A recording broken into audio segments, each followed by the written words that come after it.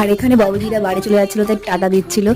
আসলে এনারা অনেক দূর থেকে এসছে এটাই হলো বড় কথা। আর অনেকে তো আসেওনি, কাছে থাকা সত্ত্বেও আসেনি। তারপর আমরাও খেতে বসে পড়ি, কারণ আমাদেরও তো বাড়ি যেতে হবে।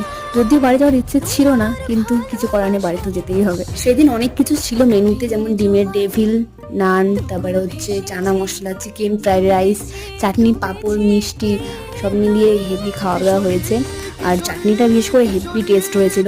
খাওয়া দাওয়ার পর একটু নাচ করে আমরাও বেরিয়ে পড়ি বাড়ি যাওয়ার উদ্দেশ্যে। এখন আমরা যাচ্ছি বাড়িতে। Bye bye. জানি না আবার কবে দেখা হবে সবার সাথে, আদেও আবার দেখা হবে কিনা। ভীষণ মিস করি আমি সেই দিনগুলো। আমি সেখানে যেমন অনেক কিছু শিখতে পেরেছি, তেমন অনেক মেমোরিও নিয়ে এসেছি, যেগুলো রয়ে যাবে সারা জীবন আমার সাথে এই ভিডিওর মাধ্যমে। আর এখানে একটা আমলকি মাখা খেয়ে নিয়েছিলাম, আর তারপরে সব ইতিহাস।